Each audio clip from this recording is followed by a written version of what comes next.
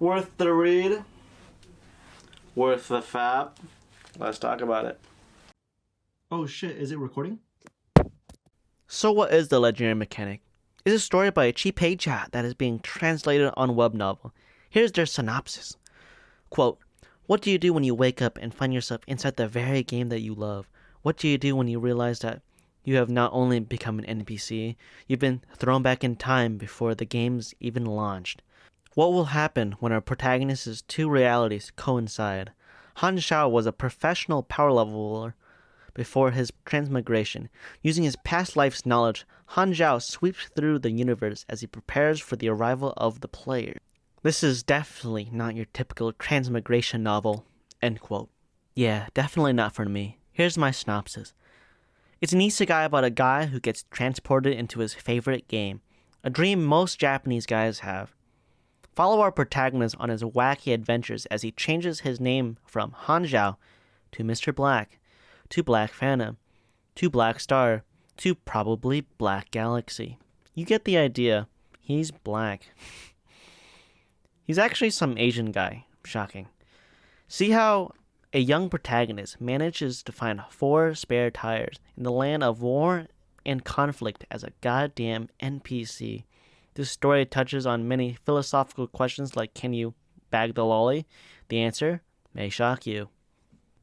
On the power ranking, this story is number 1 on web novel. Just how good can it be? This Chinese power fantasy story can't be that good, right? Are these just Chinese bots? Or does there exist the possibility that this web novel is just that good? The game that has heavily inspired this story is Final Fantasy XIV.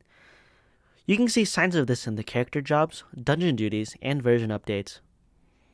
If you want to understand the story a bit better, then look into Final Fantasy XIV's gameplay mechanics. The story's character jobs cover espers, mechanics, and fugonists, with the author's twist on subclasses making it quite interesting. Espers being men of magic, mechanics being men of science, fugonists being cannon fodder. As a white mage in Final Fantasy, I personally hate fugonists. If you play as Dragoon, stop charging in like a dumbass and thinking that your stupid backflip will get you out of the boss's attack range. I don't have time to heal you, I'm healing the damn tank. The story starts out sprinting, and you'd better ingest this information quickly because it goes fast. Mr. Protagonist wakes up and he just goes. It's a zero-to-hero kind of story. There's a little downtime, and most of the time there's something exciting happening.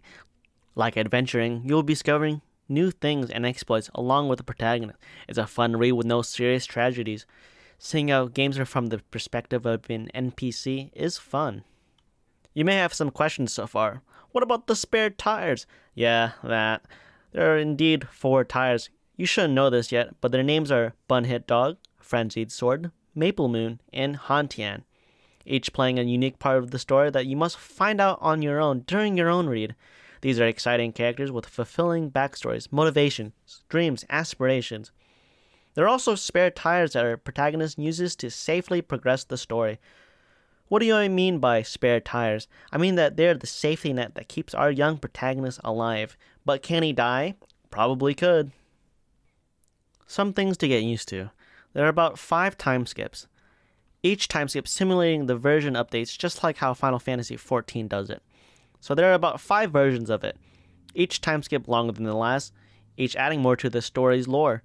The range of these time skips starts from 1 year to like 200 years. You'll be wondering how the hell are some of these characters still alive? But the author tries to give you the reason on how and why they are still alive. But I don't buy it. You shouldn't either. I'm absolutely convinced that the reason that most characters are alive after each time skip is due to Chinese black magic. There's nothing else in the world that can convince me otherwise. And guess what? You're wrong. Now, you must be wondering, what about the cons of this story? Well, a con of this story is that it introduces arbitrary concepts like the Geneva Convention, world peace, mercy, and humanity. Like you, I have never heard of these words and phrases in my entire life until now. These concepts feel forced in the story and are meaningless. As someone who has read 400 chapters ahead of the translated series, I can safely say that the series does not get stale. You must be wondering how I am indeed 400 chapters ahead of the translated series. That's a good question.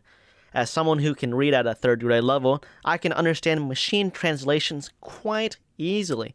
Some might say it is a mystery on how I can read like this. I call it a hidden talent of mine.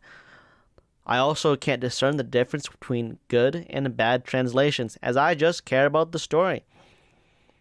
I've since turned to MTL novels due to not willing to spend $10 a month on an app that I spend the majority of my time on. In conclusion, The Legendary Mechanic is worth the read. Its world building and mechanics are well above its class. Truly, a story with a spot at the top of the listing. I do hope to find another story with the same amount of passion put into it.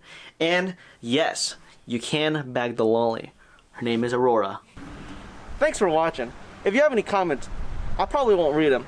I hear there's a lolly around these parts, so I'm gonna try to get her. Oh! I did it!